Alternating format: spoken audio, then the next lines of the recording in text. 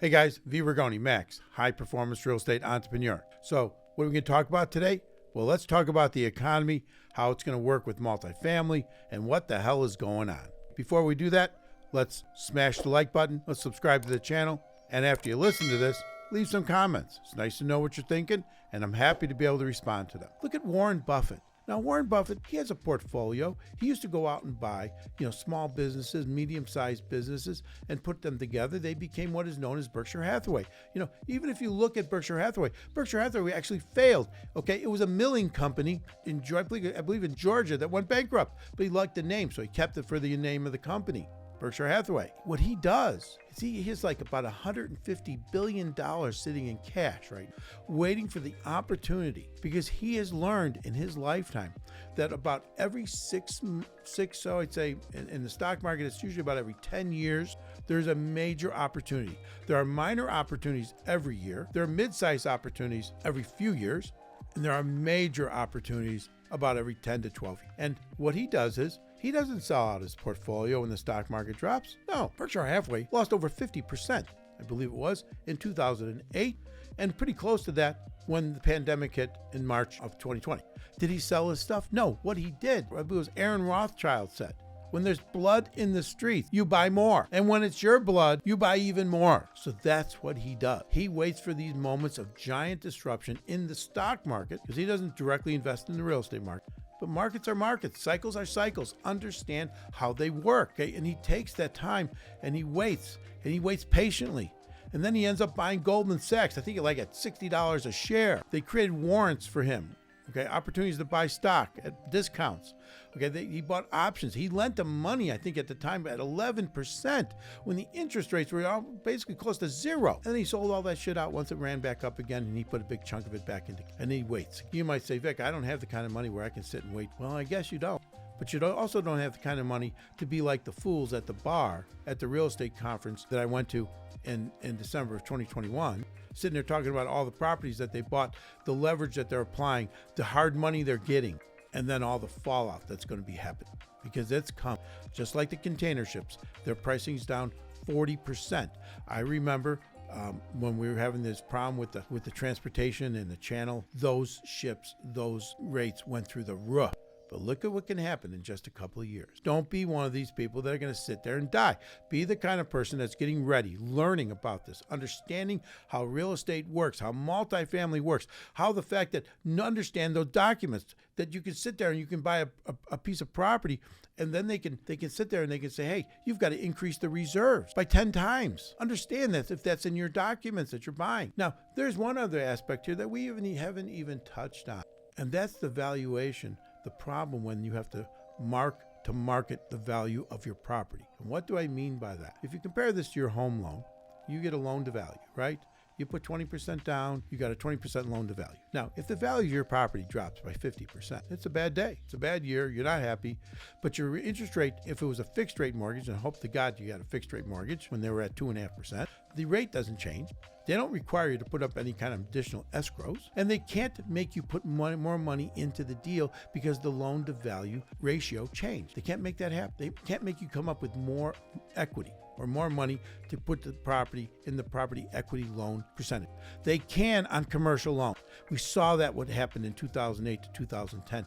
All these companies, these banks that were foreclosing on large scale properties, on commercial properties, because their loan to value went outside the parameters that were allowed in the mortgage document, in the loan document. And so they all of a sudden had to come up with millions and millions of dollars. Even though their loan was not due, they didn't otherwise have to refinance, but the valuation of their buildings dropped. And so now they had to come up with more money. Well, now they go looking for vulture investors, opportunity funds, things of this nature. Well, they weren't there.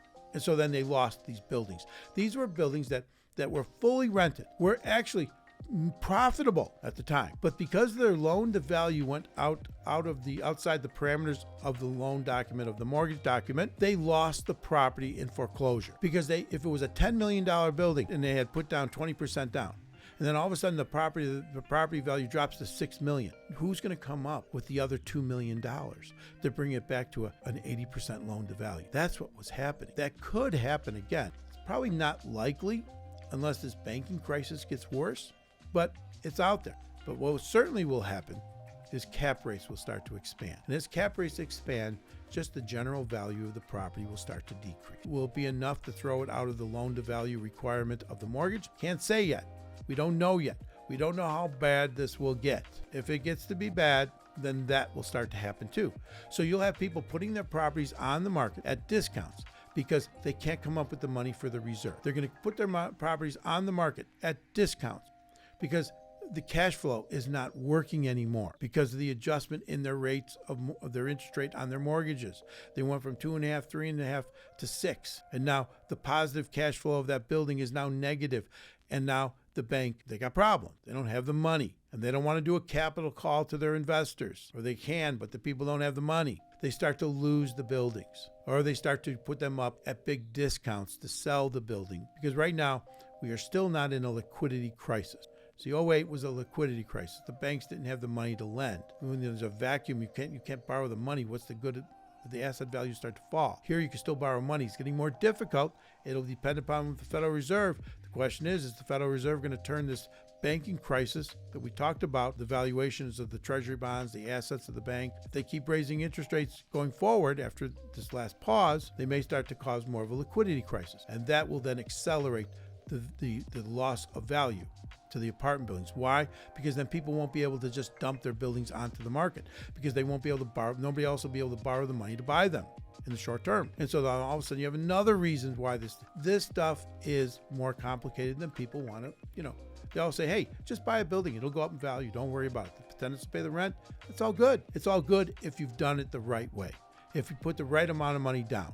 If you have the right amount of reserves. If you got the right kind of mortgage. If you're managing it properly. All those decisions should be made based upon the worst case scenario of whatever it is that you're getting into. And you always have to look at the macro economy because the macro economy is the environment in which you live. Next from that, you have to look at the local economy, the micro economy. And then you also then have to look at the actual economy of the investment that you're looking to buy. So if it's apartment buildings, what is the economy around apartment buildings right now?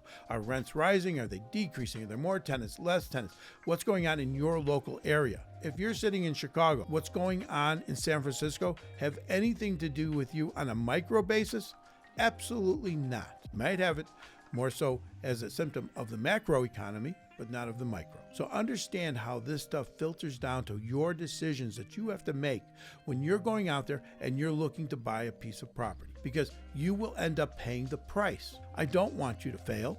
I don't want your limited partners to fail, because when the shit hits the fan, everybody gets really angry. And they're going to get angry at you if you're the general partner that put the deal together and made all the decisions, which is what the general partner does in a real estate syndication, and brought all these investors in, and then you proceeded to buy a piece of property at the top of the market and do an adjustable rate mortgage and not have the proper reserves. Woe on you. But there's opportunities to come. Now, let's talk about those opportunities. Let's talk about what's going to happen when you get those opportunities. You want to be raising cash right now.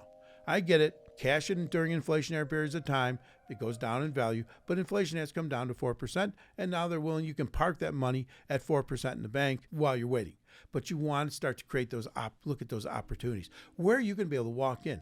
Because if real estate, let's say just in general, on the macro basis, real estate drops by 5, 10, 15%. Is that what you're looking for? Is that the deal you're looking for? Are you looking to go to Austin and buy that building at 10% down? Because in Austin, they're all down 10%? No. What are you looking for? You're looking for that building that's down 20% because the people have to get the hell out because they're dying, and you're going to be their salvation. The dumb money goes in and pays 10% less. The smart money gets in there and buys that building for 20, 30%, 40% less. Those are the opportunities you're looking for. That's what disruption's about. If you're just going to follow the curve of valuation, well, then you're just going to pay whatever the going rate is. You always have to be looking for that other opportunity. See, why we didn't get hurt in 2020 and 2021 when we bought a lot of property is because we were buying property at the right price. We were not buying property that was overvalued. And so then therefore, our investors have made money. We've made money. Even if the real estate market slows and those property values come down some, we get it. No different than Warren Buffett when his Berkshire Hathaway stock dropped in half. He wasn't selling because because he didn't have to sell. He didn't have all that bought on margin. He didn't borrow the money to buy that. And so the valuations temporarily dropped, but then he had more money. He looked for he was looking for the opportunities. Remember, it's always what they said about what the great Gretzky said. When they asked him, how did you always do so well? Why did you end up being one of the greatest, if not the greatest hockey player that ever lived? And he said, because I always went where I thought the puck was going to go, while everybody else was going where the puck was. Think about it. Remember, think big, start small, grow fast. Let's get out there, guys. Let's crush it. Talk to you soon.